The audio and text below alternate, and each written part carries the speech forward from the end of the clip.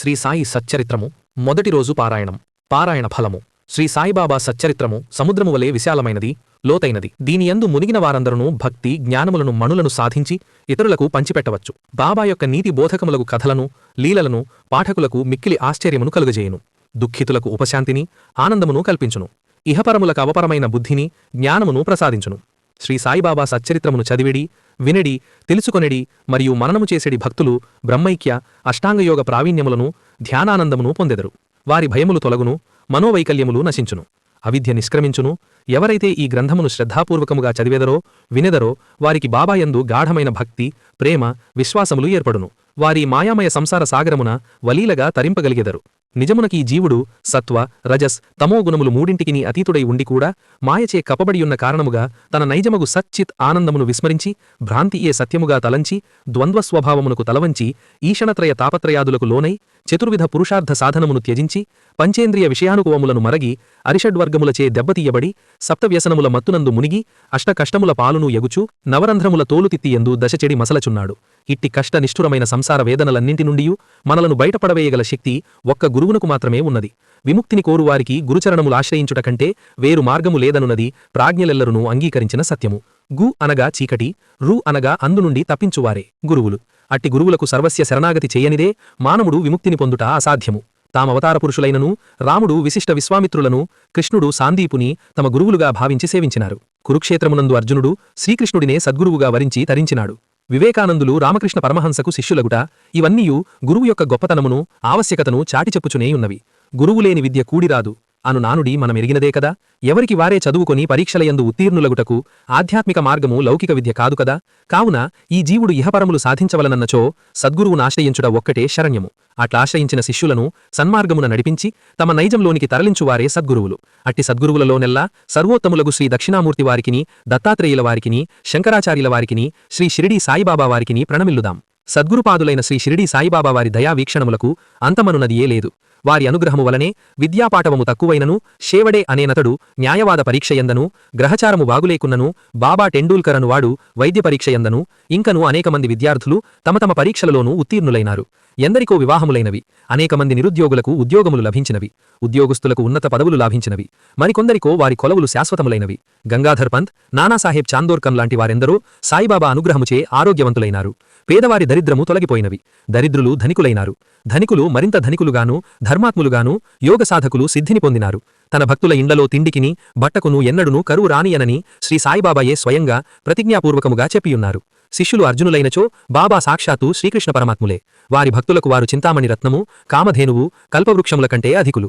ఆశ్రితులకు అన్నపూర్ణ వంటివారు, దీనుల పాలిట దయాసముద్రులు. అమృతతుల్యములగు బాబా బోధనలను, హితవచనములను, అద్భుతములగు వారి లీలలను వినినవారికిని, పఠించిన వారికిని కూడా శ్రీ సాయిబాబా సాక్షాత్తు భగవత్ స్వరూపులేనను విషయము ఖచ్చితముగా తెలియగలదు. మాధవరావు దేశ్పాండే ఉరఫ్ శ్యామ సాయిబాబానే తన గురువు, దైవముగా భావించి ఆరాధించినాడు. అతడెల్లప్పుడూ బాబాను దేవా అని సంబోధించేడివాడు. పంఢరీ విఠలదేవుని భక్తుడును 95 సంవత్సరముల వృద్ధుడును అయిన గౌలీబువా అను నతడు సాయిబాబాను విఠలుని అవతారముగా ప్రకటించినాడు. ప్రముఖ హరికథానికుడైన దాసగణు మహారాజ్ బాబాను సృష్టి స్థితి లయకారకునిగాను, ప్రత్యక్ష పరమాత్మగాను అభివర్ణించినాడు. కొందరాయనను మురళీధరుడిగా కీర్తించినారు. ఆయన చమత్కారములను, లీలలను, మహిమలను తెలిసిన ఎందరో ఆయనను రాముడిగాను, శివుడిగాను, ఆంజనేయ స్వామిగా కూడా భావించి అర్చించి తరించినారు. ఎందరెందరో ఆయన యోడి చక్రవర్తిగా గుర్తించి ఆరాధించినారు. ఎవరో కొందరు మాత్రము ఆయనను పిచ్చి ఫకీరనియూ, పొట్టకూటికై వేసముగట్టి బిచ్చమెత్తుకొనుచున్నాడనియూ గేలి చేసిన ఘట్టాలు కూడా 1-2 లేకపోవలేదు. కాని తదుపరి కాలములో దూషించిన వారే తమ దోషములను తెలుసుకుని బాబాను ఆశ్రయించినారు. ఆయన పరమాత్మ స్వరూపులేనని ఎలుగెత్తి ఘోషించినారు. సరియే, ఎవరేమని కొనినను బాబా ఖ్యాతి మాత్రము కించిత్తైనను తగ్గలేదు. వారి మహిమలు ప్రపంచవ్యాప్తం కాకమానలేదు. వారి భక్తుల సంఖ్య దినదిన ప్రవర్ధమానమగుట నాడు నేడు కూడా చూచుచున్నేయున్నాము. సర్వజ్ఞుడును సర్వాంతర్యామియు అయిన శ్రీ సాయిబాబా సర్వదా మనలను కరుణించునుగాక. జై శ్రీ సమర్థ సద్గురు సాయినాథ్ మహారాజ్ కీ జై. మహారాష్ట్రలో అహ్మద్నగర్ జిల్లాలోని గోదావరీ నదీ పరివాహ ప్రాంతములు అత్యంత పుణ్యవంతులను, జ్ఞానేశ్వర్ వంటి మహాయోగులకు పుట్టినిళ్ళు. ఆ జిల్లాలోనే గల కోపర్గాం తాలూకాలోని ఒక కుగ్రామమే సిరిడి. దీనినే పూర్వము శీలధి అని పిలిచెడివారు. రాను రాను ప్రజల వాడుకలో నలిగి శీలధి శబ్దమే సిరిడీగా పరిణమించినది. ఈ షిరిడియే శ్రీ సాయిబాబా వారి సమాధిస్థానము. మహాభక్తుడగు దామోజీ మంగళవేదయందును, సమర్థరామదాస స్వామి సజ్జనఘడమందును, శ్రీ నరసింహ సరస్వతి స్వామి నరసోబాచీవాడయందును, శ్రీ శంకరాచార్యులు కామకోటియందును, శ్రీ రాఘనేంద్రులు మంత్రాలయమునందును వలనే శ్రీ సమర్థ సద్గురు సాయిబాబా షిరిడీలో వర్ధిల్లినారు. బాబా షిరిడీని పవిత్రమునర్చి అభివృద్ధిపరిచినారు. శ్రీ సాయినాథుని ఉనికి వలననే కాశీ రామేశ్వరముల వలె, గయా ప్రయాగల వలె, బద్రీ హృషీకేశ్ల వలె, పండరీ జగన్నాథముల వలె, తిరుపతి శ్రీశైలముల వలె, శబరిమల విజయవాడల వలె షిరిడీ కూడా నేడొక పుణ్యక్షేత్రముగా పరిఢవిల్లుచున్నది.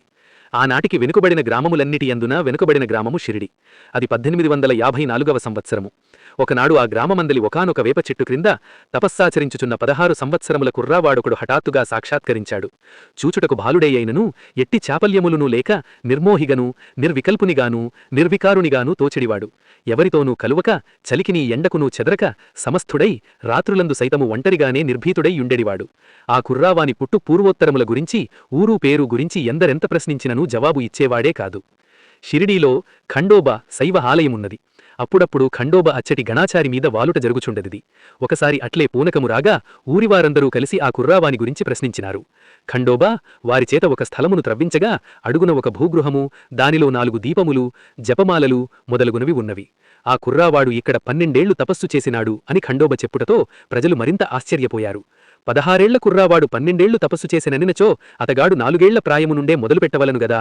ఆ వయస్సులో తపస్సు చేయుట ఎట్లు నేర్చెను, ఎట్లు చేసెను అని ప్రజల సందేహము. నిజమునకిందులో విస్మయపడవలసినది ఏమీ లేదు. కారణజన్ములకు, యోగజాతకులకు అట్టివి వింత కాదు. విష్ణుమూర్తి తొడపై కూర్చొననించి ఘోరతపమాచరించిన ధ్రువుని వయస్సెంత, తండ్రి పెట్టెడి హింసలను సహించియు విష్ణుభక్తి విడువని ప్రహ్లాదుని ప్రాయమెంత, ఇట్టి విషయములలో వారి పూర్వజన్మ సుకృతములే ప్రధానములుగాని వయస్సుతో నిమిత్తములేదు. అయినను సిరిడీ ప్రజలు ఆ కుర్రావానిని చుట్టుముట్టి అదే పనిగా ప్రశ్నింపగా అతడు మాటను తప్పించుచు ఆ ప్రాంతములో తన గురువుగారి సమాధి ఉన్నదని చెప్పుటచే ప్రజలు ఆ భూగృహమును మూసివేసినారు. అటుగా వచ్చిపోయేడు వారందరూ ఆ స్థలమును గురు సమాధిగా భావించి నమస్కరించుచుండేవారు. అటు పిమ్మట కొద్ది రోజులలోనే ఆ కుర్ర తపస్వి హఠాత్తుగా అదృశ్యమైనాడు. ఏమైనాడో ఎవ్వరికినీ తెలియలేదు. కాలం గడిచిపోవుచున్నది. ధూప్ గ్రామ మునసబుయగు ఛాంద్ పాటీల్ అనువాని గుర్రము ఒకటి తప్పిపోయినది. ఆ గుర్రపు జీనును భుజమున తగిలించుకుని పాటీలు దానిని వెదుకబోయాడు. ఎంత వెదికిననూ దొరకలేదు. విసికి వేసారి వెనుదిరిగిన పాటీలునకు ఒక మామిడి చెట్టు నీడలో ఒక యువకుడు తారసపడ్డాడు. ఆ యువకుడు పాటీలును చిలుముత్రాగుటకు ఆహ్వానించినాడు. మాటల మధ్య ఆ యువకుడు పాటీలు వద్దనున్న జీను నిమిత్తమై ప్రశ్నించగా అతడు గుర్రపు వృత్తాంతమును చెప్పినాడు. యువకుడు నవ్వి, దానికింత వెదకవలనా, చేరువలోనున్న కాలువ దగ్గర చూడు అన్నాడు. పాటీలు అట్లే వెదుకగా అతని గుర్రము అతనికి తారసపడినది.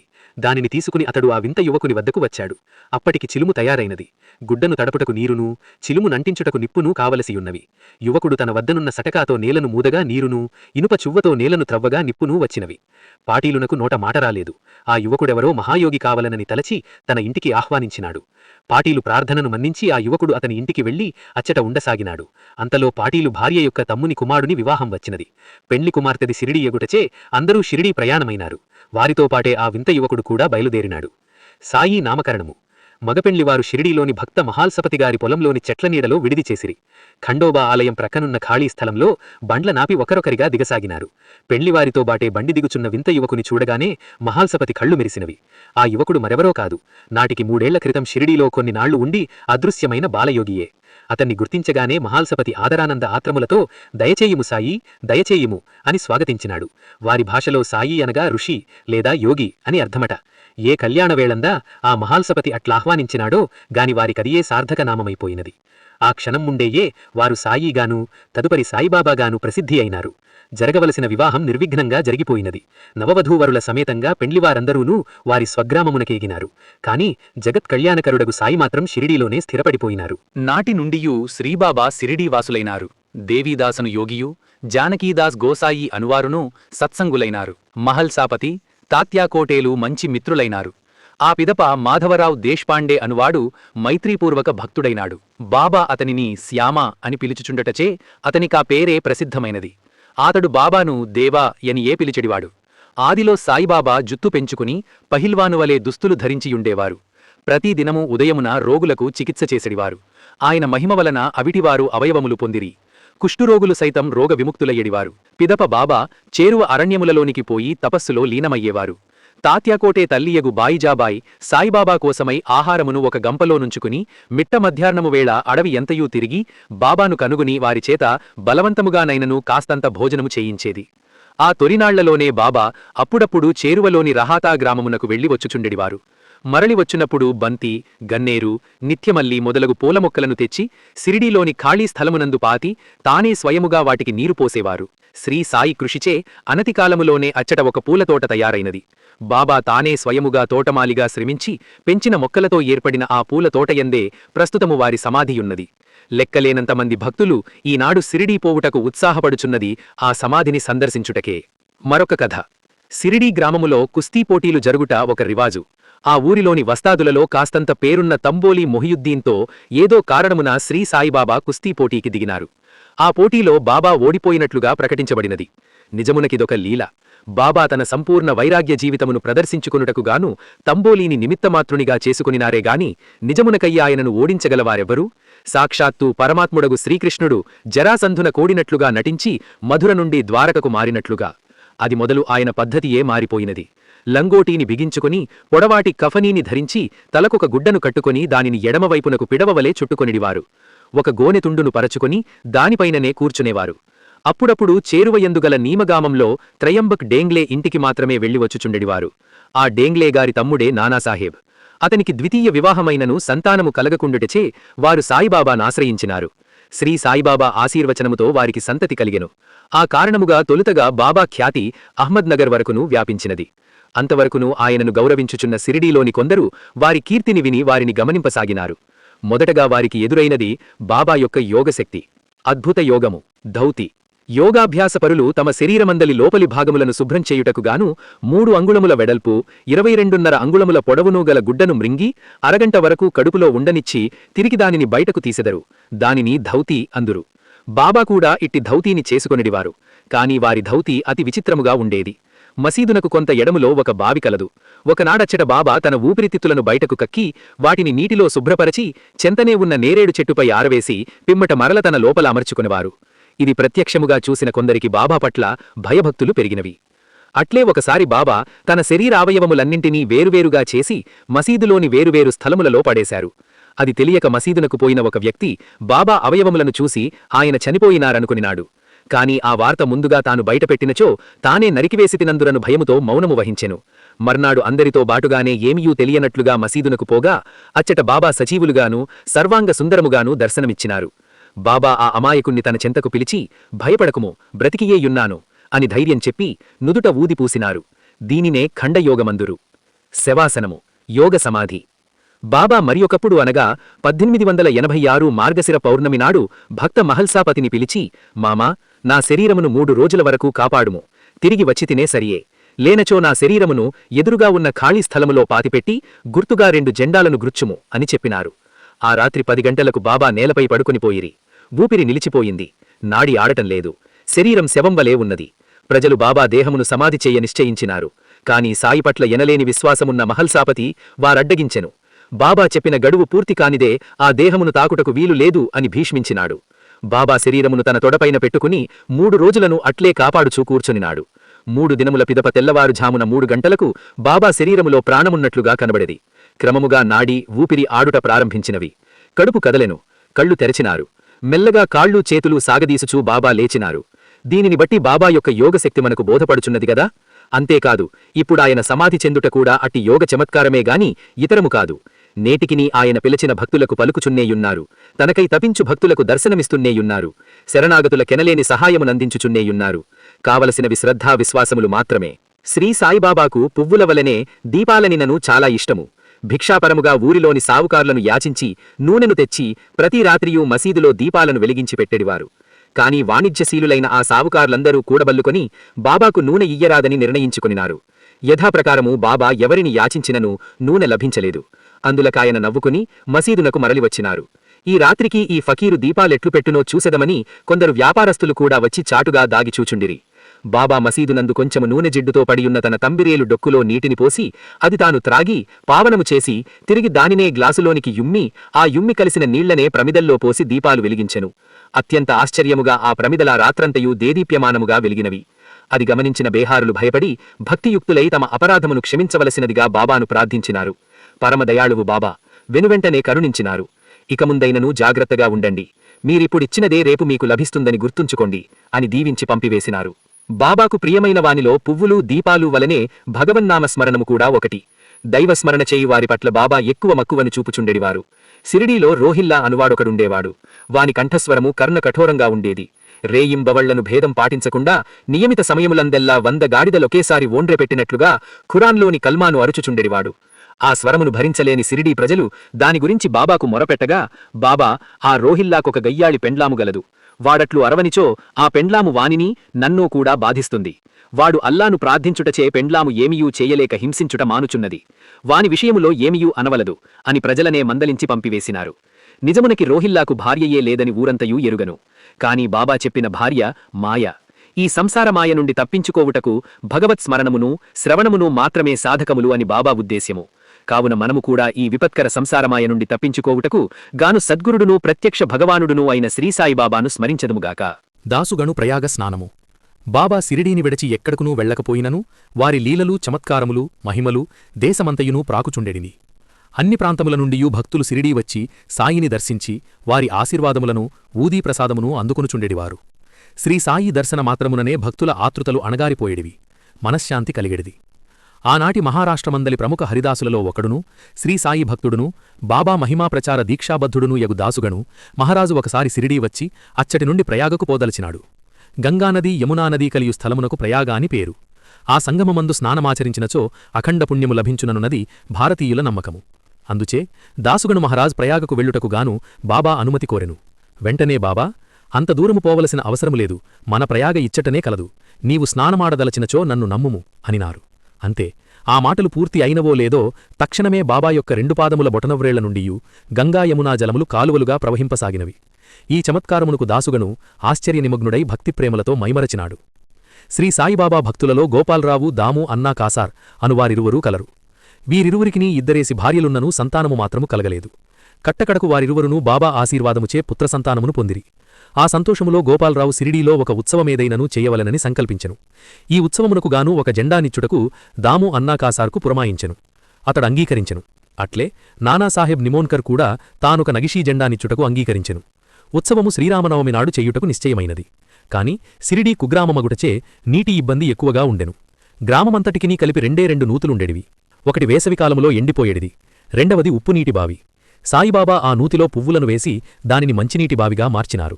అయినను నీరు చాలకపోవుటచే తాత్యాపాటీలు దూరము నుండి నీరు తెప్పించెను. ఉత్సవమునకు అనుగుణముగా తాత్కాలికములగు దుకాణములను నిర్మించినారు. కుస్తీ పోటీల కోసమై గోదాములనేర్పరిచినారు.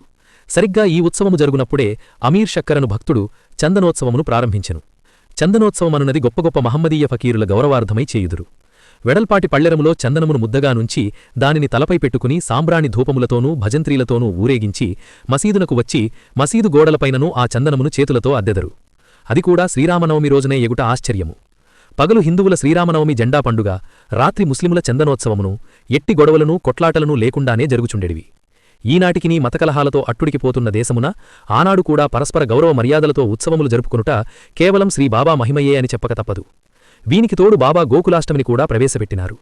ఇట్లు మొదలైన శ్రీరామనవమి ఉత్సవం 1914 నాటికి ఎంతగానో విస్తరిల్లినది. ఆనాటికి రాధాకృష్ణమాయి కృషి వలన శ్రీసాయి సంస్థానం ఏర్పడినది. అలంకారాలు ఆడంబరాలు పెరిగినవి. సజ్జితాస్వము, పల్లకి, రథము, పాత్రలు, వెండి సామానులు, వంటపాత్రలు, పటములు, నిలువుదద్దాలు, కడకు ఏనుగులు కూడా తయారైనవట. ప్రతి శ్రీరామనవమికినీ సాగు ఈ సిరిదీసాయి సంబరమందు హరికథనాలపించు బాధ్యత శ్రీ దాసుగను మహారాజుకు అప్పగించబడినది. 500 మంది యాత్రికులు వచ్చి పాల్గొనటతో ఆరంభమైన ఈ జాతర 7500 మంది భక్తులు పాల్గొను వరకునూ పెరిగినది. అయినను అంత రద్దీయందు కూడా ఎట్టి వ్యాధులు వచ్చుటగాని మతకలహాలు కొట్లాటలు కాని జరుగకుండుట కేవలం శ్రీ బాబా అనుగ్రహమే అని చెప్పక తప్పదు. ఖాపర్దేగారి కుమారుని కాపాడుట. బాబా తరచు నేనుండగా నా భక్తులు బాధపడనేలా అనుచుండెడి. ఒకసారి ఖాపర్దేగారి శ్రీమతికి అనారోగ్యం చేసినది. వైద్యులు పరీక్షించి అది ప్లేగు వ్యాధిగా నిర్ణయించినారు. దానితో ఖాపర్దేగారి శ్రీమతి చాలా కంగారుపడినది. ఆమె బాబా వద్ద మొరపెట్టినది. తన కుమారుని వ్యాధిని తొలగించమని ప్రార్థించినది. బాబా ఓదార్చినారు. ప్రస్తుతం ఆకాశం మబ్బువేసియున్నది, త్వరలోనే గాలివీచి మబ్బులు చెదిరిపోతుంది అని చెప్పుచూ తన కఫినీని పైకెత్తి చూపగా బాబా శరీరంపై 2-3 పెద్ద పెద్ద ప్లేగు పొక్కులు కనిపించినవి. అందరూ ఆశ్చర్యపోయినారు.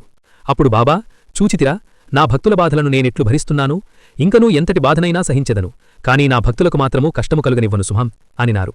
అంతే, ఆ మాటలు పూర్తి అయినవో లేదో తక్షణమే బాబా యొక్క 2 పాదముల బొటనవ్రేళ్ల నుండియూ గంగా యమునా జలములు కాలువలుగా ప్రవహింపసాగినవి. ఈ చమత్కారమునకు దాసుగను ఆశ్చర్యనిమగ్నుడై భక్తిప్రేమలతో మైమరచినాడు. శ్రీ సాయిబాబా భక్తులలో గోపాలరావు, దాము అన్నా కాసార్ అను వారిరువురూ కలరు. వీరిరువురికినీ ఇద్దరేసి భార్యలున్ననూ సంతానము మాత్రము కలగలేదు.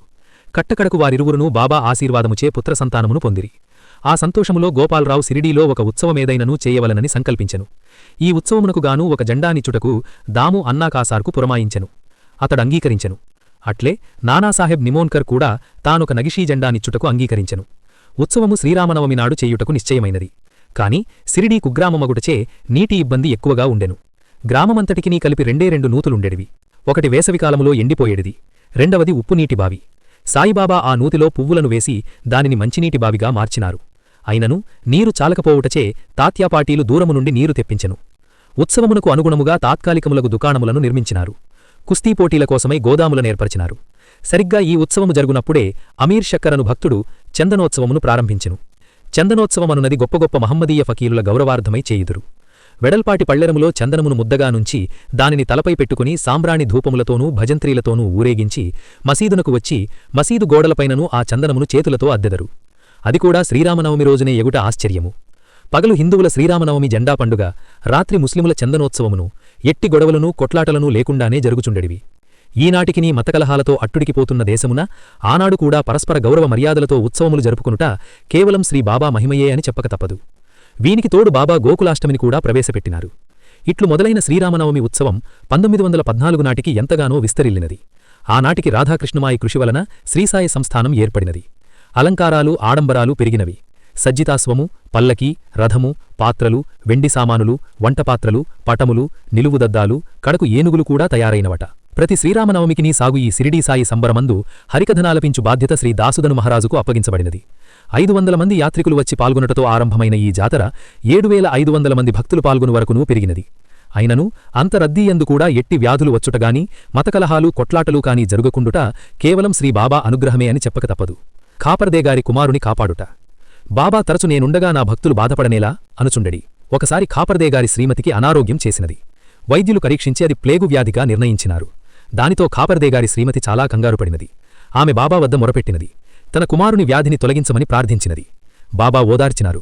ప్రస్తుతం ఆకాశం మబ్బు వేసియున్నది, త్వరలోనే గాలి వీచి మబ్బులు చెదరిపోతుంది అని చెప్పుచూ తన కఫినీని పైకెత్తి చూపగా బాబా శరీరంపై 2-3 పెద్ద పెద్ద ప్లేగు పొక్కులు కనిపించినవి. అందరూ ఆశ్చర్యపోయినారు. అప్పుడు బాబా, చూచితిరా, నా భక్తుల బాధలను నేనెట్లు భరిస్తున్నానో, ఇంకనూ ఎంతటి బాధనైనా సహించదను, కానీ నా భక్తులకు మాత్రమూ కష్టము కలుగనివ్వను సుమా అనినారు. అంతే.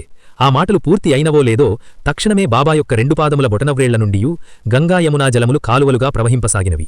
ఈ చమత్కారమునకు దాసుగను ఆశ్చర్యనిమగ్రుడై భక్తిప్రేమలతో మైమరచినాడు. శ్రీ సాయిబాబా భక్తులలో గోపాలరావు, దాము అన్నాకాసార్ అనువారిరువురూ కలరు. వీరిరువరికినీ ఇద్దరేసి భార్యలున్ననూ సంతానము మాత్రము కలగలేదు. కట్టకడకు వారిరువురునూ బాబా ఆశీర్వాదముచే పుత్రసంతానమును పొందిరి. ఆ సంతోషములో గోపాలరావు సిరిడీలో ఒక ఉత్సవమేదనిననూ చేయవలనని సంకల్పించెను. ఈ ఉత్సవమునకు గాను ఒక జెండానిచ్చుటకు దాము అన్నాకాసార్కు పురమాయించెను. అతడంగీకరించెను. అట్లే నానాసాహెబ్ నిమోన్కర్ కూడా తానొక నగిషీ జెండానిచ్చుటకు అంగీకరించెను. ఉత్సవము శ్రీరామనవమి నాడు చేయుటకు నిశ్చయమైనది. కాని సిరిడీ కుగ్రామమగుటచే నీటి ఇబ్బంది ఎక్కువగా ఉండెను. గ్రామమంతటికినీ కలిపి 2 నూతులుండెడివి. ఒకటి వేసవికాలములో ఎండిపోయేడిది, రెండవది ఉప్పునీటి బావి. సాయిబాబా ఆ నూతిలో పువ్వులను వేసి దానిని మంచినీటి బావిగా మార్చినారు. అయినను నీరు చాలకపోవుటచే తాత్యాపాటీలు దూరము నుండి నీరు తెప్పించెను. ఉత్సవమునకు అనుగుణముగా తాత్కాలికములగు దుకాణములను నిర్మించినారు. కుస్తీ పోటీల కోసమై గోదాములనేర్పరిచినారు.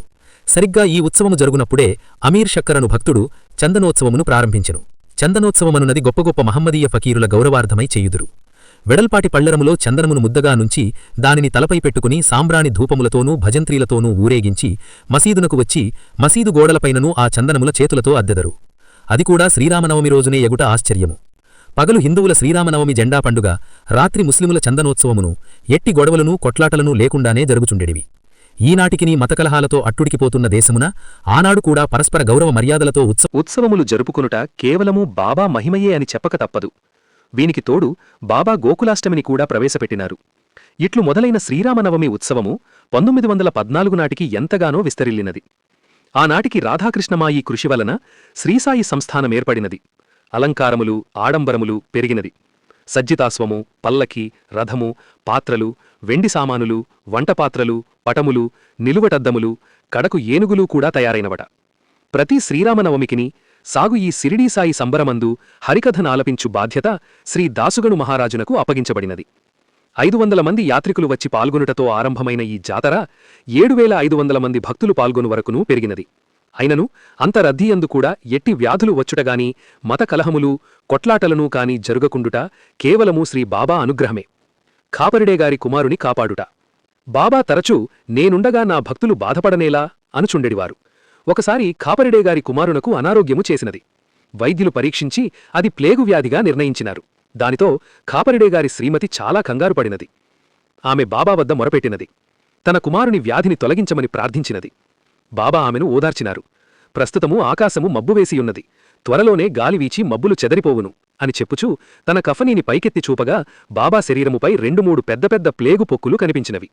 అందరునూ ఆశ్చర్యపోయినారు. అప్పుడు సాయిబాబా, చూచితిరా నా భక్తుల బాధలను నేనెట్లు భరించుచున్నానో, ఇంకనూ ఎంతటి బాధనైననూ సహించదను, కాని నా భక్తులకు మాత్రం కష్టము కలగనివ్వను సుమా అని చెప్పినారు. బాబా తన వద్దకు వచ్చినవారినే కాక ఎచ్చటనో దూరముగానున్న భక్తుల పట్ల కూడా అమిత కారుణ్యమును ప్రదర్శించుచుండెడివారు. ఒకానొక దీపావళి పండుగనాడు బాబా ధునిలో కట్టెలు వేస్తూ చలికాగుచుండిరి. కొంతసేపటి తరువాత కట్టెలను వేయుటమాని చటుక్కున తన చేతిని ధునిలో పెట్టిరి. చెయ్యి కాలిపోయినది. అది చూసి శ్యామాయును మాధవరావు బాబాను వెనుకకు లాగిరి. బాబా స్థితిని చూసి తట్టుకోలేని శ్యామ, దేవా ఇదేమి పని అని అడుగగా, బాబా, దూరపు గ్రామంలో ఒక కుమ్మరి వనిత ఒడిలో బిడ్డ ఉంచుకుని కొలిమితిత్తులు నొత్తుచున్నది. అంతలో భర్త పిలుచుటచే బిడ్డ సంగటిని విస్మరించి చివ్వున లేచి లోనికి పోగా ఒడిలో బిడ్డ కొలిమిలో పడెను. ఆ బిడ్డను బయటకు తీయుటకే నా చేతిని కొలిమిలో పెట్టితిని. నా చెయ్యి కాలుటకేమున్నదిగాని ఆ బిడ్డ క్షేమముగానుండెను. అదియే ఆనందము అని చెప్పినారు. ఎంతటి భక్తులైనను ఇట్టి విషయములందు చెలింతురుగదా. అట్లే అచ్చటి భక్తులను అయోమయంలో పడినారు. కాని వారము తిరుగకుండగానే ఆ కుమ్మరి దంపతులు బాబా వద్దకు వచ్చి, సాయి, ఆనాడు నీవు వచ్చి కాపాడనిచో మా వంశాంకురమే నశించిపోయేడిది. కొలిమిలో చెయ్యి పెట్టినావు, నీకు చెయ్యి కాలలేదుగదా అని ప్రార్థించుటతో వారు మరింత భక్తులైరి. దీనిని బట్టి శ్రీసాయిబాబా యొక్క వాత్సల్యమేగాక ఆయన సిరిడీలో యున్నను నిత్యమూ ప్రపంచంలందలి సర్వ విషయములను తమ దివ్యదృష్టితో తిలకించుచుండెడివారనున్నది బోధపడుచున్నది. చెయ్యి కాలినప్పుడు కూడా బాబా ఔషధములు వాడుటకు అంగీకరించలేదు. కాని భక్తుల తృప్తి కొరకై భాగోజీ షిందే అను కుష్ఠరోగి భక్తునిచే కాలిన మేరకు నెయ్యి రాయించుకొని పైన ఆకులేసి కట్టుకట్టించుకొనుటకు మాత్రం అంగీకరించినారు. ఈ రకముగానైవను సేవచేయు భాగ్యం కలిగినందులకు ఆనందించి భాగోజీ షిందే ప్రతిరోజునూ నెయ్యి పూసి కట్టుకట్టెడివాడు. 1910 సంవత్సరం దీపావళి నాడు మొదలుపెట్టి 1918లో బాబా సమాధి చెందు వరకును భాగోజీ ఈ సేవను చేసునే ఉన్నాడు. నిజమునకి ఈ కాల్పు ఎప్పుడో మానిపోయినది. అయినను భాగోజీ తన సేవను మాత్రం మానలేదు. ఇట్లు 1-2 కావు. శ్రీసాయిబాబా తన భక్తులను ఎట్లు ఉద్ధరించెడివారో మున్ముందు మరింతగా తెలుసుకొనేదుముగాక.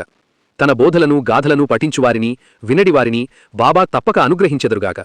తన భక్తులకు బాబా అనుగ్రహించిన వాగ్దానంతో ఈనాటి పారాయణమును ముగించుదముగాక. ప్రేమతో నా నామమును ఉచ్చరించిన వారి కోరికలన్నీయూ నేనే నెరవేరుస్తాను. వారి భక్తిని హెచ్చరించెదను. వారినన్ని దశలందునా కాపాడుతాను. నా లీలలను పాడేవారి అంతలేని ఆనందమును శాశ్వతమైన తృప్తిని ఇస్తానని నమ్ము. ఎవరైతే నన్నే శరణువేడుదరో, నన్నే భక్తి విశ్వాసములతో పూజిస్తారో, నన్నే స్మరిస్తారో, నా ఆకారమే మనస్సులో నింపుతారో వారిని బంధనముల నుండి తప్పించుటయే ముఖ్య లక్ష్యము. నా కథలు సర్వరోగములను నివారిస్తాయి, గర్వ అహంకారములను తొలగిస్తాయి. నన్నే నమ్మికొన్న వారిని మరణము నుండి బయటకు లాగిదను. సాయి అను నా నామమును జ్ఞప్తి అందుంచుకొనుట మాత్రంచేతనే చెడుమాటలు వినుట వలనను పలుకుట వలనను కలుగు పాపములన్నీయూ పటాపంచపలైపోవును. 1వ రోజు పారాయణం సమాప్తం.